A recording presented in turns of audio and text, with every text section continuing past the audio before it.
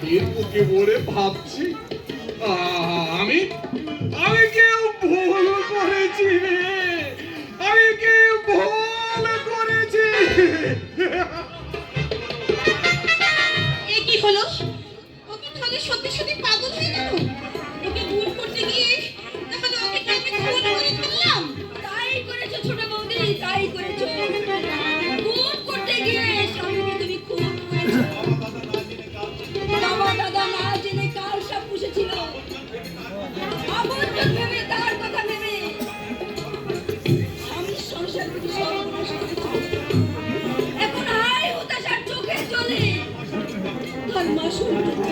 ঠাকুরজি সোনা কুড়োতে গিয়ে তুমি বানে খারালে, ঠাকুরজি তুমি বানে খারালে।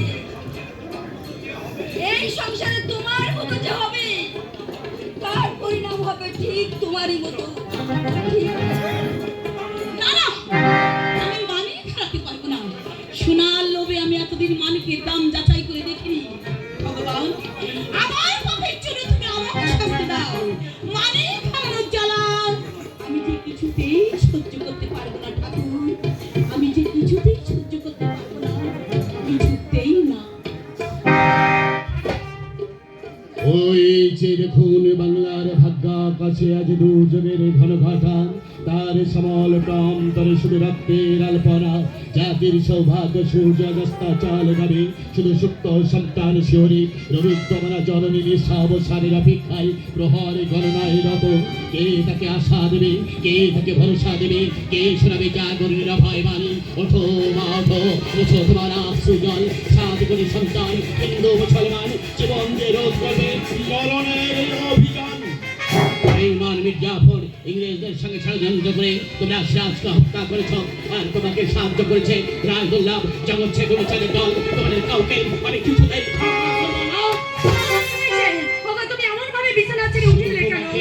তোমাকে নয়, এই বেঈমানের শাস্তি দিতে আমি তোমাদের সবাইকে হাত পা বেঁধে ওই গঙ্গার জলে ডুবিয়ে মারবো। তুমি কি বলছো? তুমি কি কোনো স্বপ্ন দেখেছো? স্বপ্ন? হ্যাঁ শ্রীমতী, মুর্শিদাবাদ কাহিনী পড়তে পড়তে আমি ঘুমিয়ে পড়েছিলাম। ঘুমের মাঝে মনে হলো ওই মধ্যে নবাব ভিখারির মতো মানুষের দুয়ারে দুয়ারে গিয়ে প্রাণ ভিক্ষা করছেন, আর এই মোহাম্মদ বেগদার শালিত অস্ত্রে সিরাজের সুন্দর দেহটা খণ্ড বিখণ্ড করে দিচ্ছে।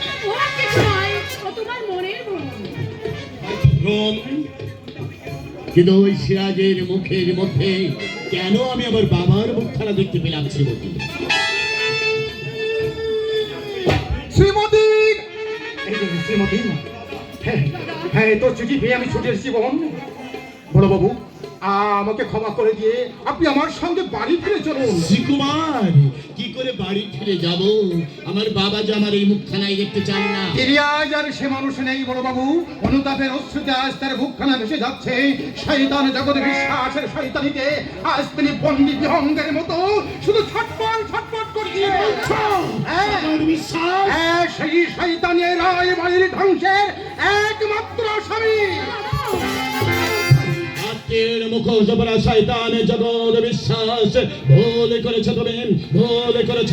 চক্রান্ত করেন, শয়তানি করেন ওই বাড়ি থেকে আমাকে তাড়িয়ে দিয়েছ, কিন্তু তুমি বুঝতে পারোনি তোমার এই অন্যায় একদিন স্তব্ধ হয়ে যাবে। তুমি ডাক্তার দেবতকে দেখেছ, দেখো নি জমিদার অবজায় সেই ভয় করো। আমি তোমাকে তাই দেখাবো, আমি ছুটে গেলে তোমার চুটি চেপে ধরে তোমার ভয়ঙ্কর শাস্তি দেবো। তবেই আমার নাম ডাক্তার দেবতা।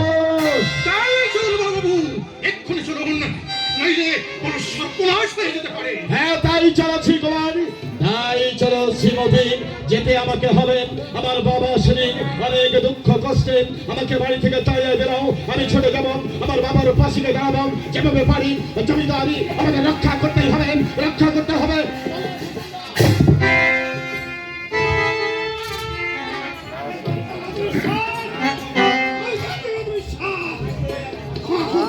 কিছুতেই তোমাকে ক্ষমা করবো না। চক্রলাল, রতন সিং, এই বাড়ির সবাইকে আমি টাকাতে বশ করে ফেলেছি। তোমাকে সাহায্য করতে কেউ আসবে? আসবে না। আসবে, ঠিকই আসবে। আমার ছেলে মেয়ে কেউ নেই। ছেলে চোখেকে আমার নিজের হাতে খুন করেছি, আমারটাকে কেউ আর আসবে না। এক কাজ করো, সই করে দাও। কিসের সই? কোনটা? কাগজ? এটা হচ্ছে উইল। হ্যাঁ, এই উইলে লেখা আছে সবিতাকে আমার সঙ্গে বিয়ে দিচ্ছ এবং তোমার সমস্ত সম্পত্তি আমার নামে উইল করে দিচ্ছ। না, এত আশা, তোর এই আশার পেছনে আমি জিতেন্দ্র নারায়ণ। বল রায় বাবু, আমি মালিক, তুই আমার অন্নদাস। আমার হাকাম, এই মুহূর্তে আমার বাড়ি থেকে দূর হয়ে যা, নইলে লাথি মেরে হাত ধরে এই বাড়ি থেকে আমি দূর। রতনলাল, মণিলাল, মণিলাল। বিশ্বাস বাবু সব ফুলাল বেঁচে আছে। শকু, তুমি এখনো মরনি? না কেন? তোমাকে মরতেই তো আমি ওই মানিকলালকে পাঠিয়েছিলাম, কিন্তু ব্যাপারটা কি হলো বুঝতে পারলাম না। আমি না হবে ছুরি হাতে নিয়ে ওকে আমি পৃথিবী থেকে সরিয়ে ও ভালো করেছে, শত্রুকে বাঁচিয়ে রাখা ঠিক হবে না। যাও হাসপাতালে গিয়ে রক্তটা বন্ধ করে এসো। আমাকে নিয়ে কাজ গুছিয়ে আপনি আমাকে ভাড়ার ধরে বলেছিলেন বিশ্বাস বাবু, আপনার কথা মতো অনেক খারাপ কাজ আমি করেছি।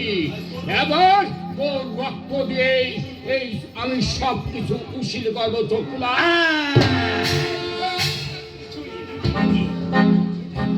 এই ছুটি যাচ্ছিস? ছুটি নিবি? ছুটি দিচ্ছি, ওকে দেখার জন্য খুব ইচ্ছে করছে না। এই ছুটি দিচ্ছি, নে নে। এই এই এই এই এই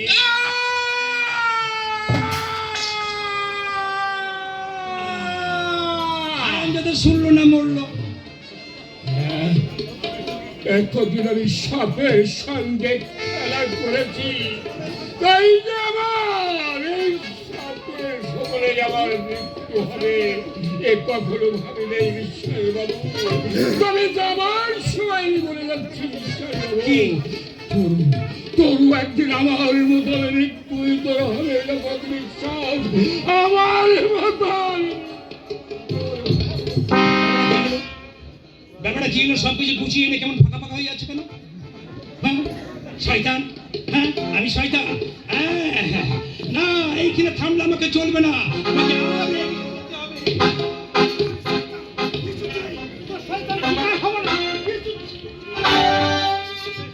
তাহলে উইলের স্বাক্ষর তুমি করবে না? না না, তাহলে যে মরতে হবে। কে আছো? কে তোমার আছো? সামনে তোমার মেয়েকে ধর্ষণ করব, তাও উইলের স্বাক্ষর করবে না? না, হরণচাঁদা, না! কে আছো? আমাকে বাঁচাও! বাঁচাও আমাকে! কেউ নেই, কেউ নেই। আসে, আছে? আমার মাথার উপর ভগবান আছে, বাঁচাবে আমাকে! বাঁচাও! শয়তানের হাত থেকে বাঁচাও! বাঁচাও আমাকে! বাঁচাও! বাঁচাও!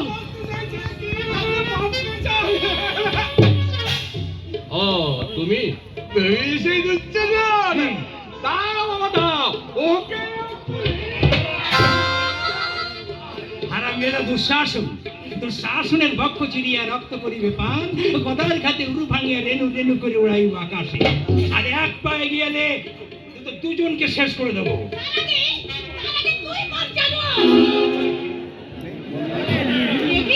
হ্যাঁ? আমাদের পিস্তল, তোদের কি কল? পিস্তল। পিস্তল? ওটা হচ্ছে নকল পিস্তল, আসল পিস্তল আমার আছে। এই পিস্তল দিয়ে তো সবাইকে পরপর শেষ করে দেবো। চুপ, শুয়োরের বাচ্চা কোথাকার! কিসির বাচ্চা? শুয়োরের বাচ্চা! শুয়োরের বাচ্চা? গদ গদ করে কিন্তু মাটি খুঁড়ে শেষ করে দেবো। আচ্ছা, ওসব বাদ দাও। তাহলে ওই শয়তান! হ্যাঁ, তেরে কিটান ধিতান ধিতান শয়তান। এত শয়তানি করে যখন কিছু করতে পারলাম না, তখন পিস্তলের সব কটা গুলি ভাগ করে দাও। বলো কে আগে মরবে? এই! কে আগে বলবে, কে আগে বলবে মানে কি? মানে একসঙ্গে তিনজনকে মারা সম্ভব না তো, সিরিয়াল দাও, পরপর সেরে দিই। সিরিয়াল দেবো? হ্যাঁ, দাও, সিরিয়াল দাও, পরপর সেরে দিই। বলো কে আগে মরবে?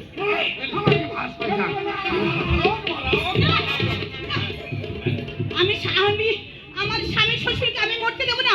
তুই আমাকে মার। তোর সঙ্গে মিশে এই সংসারটাকে আমি নষ্ট করে ভাই, ফেলেছি। একটা ঝামেলায় পড়লাম যে একসঙ্গে তিনজনকে মারবো কি করে?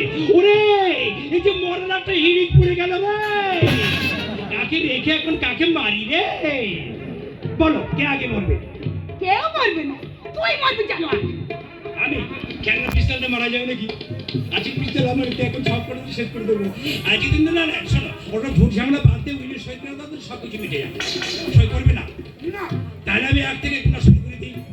আমি 1 থেকে 3 গুনবো, আর এই 3 গুণের মধ্যে যদি সই না করো তাহলে পিস্তলের সব কটা গুলি ভাগ করে দেবো। 1, ভয় পেয়ে গেছে, এর সবাই ভয় পেয়ে গেছে। না ভাই ভাই আর 2,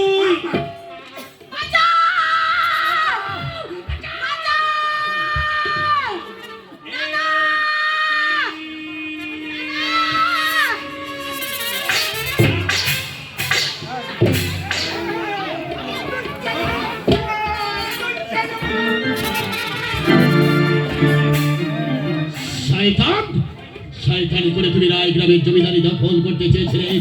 মূর্খ তুমি, তাই তো বোঝনি অন্যায়ের অন্ধকার সৃষ্টি করেন কখনো ন্যায়ের সূর্যকে ঢেকে রাখা যায় না। দোষ তুই একেই আমার বৌমা কোথায়? আমার বৌমা বাবা কোথা থেকে কোথায় চলে গেলেন বাবা? এই যে রায় মশাই, এই তো আপনার বৌমা।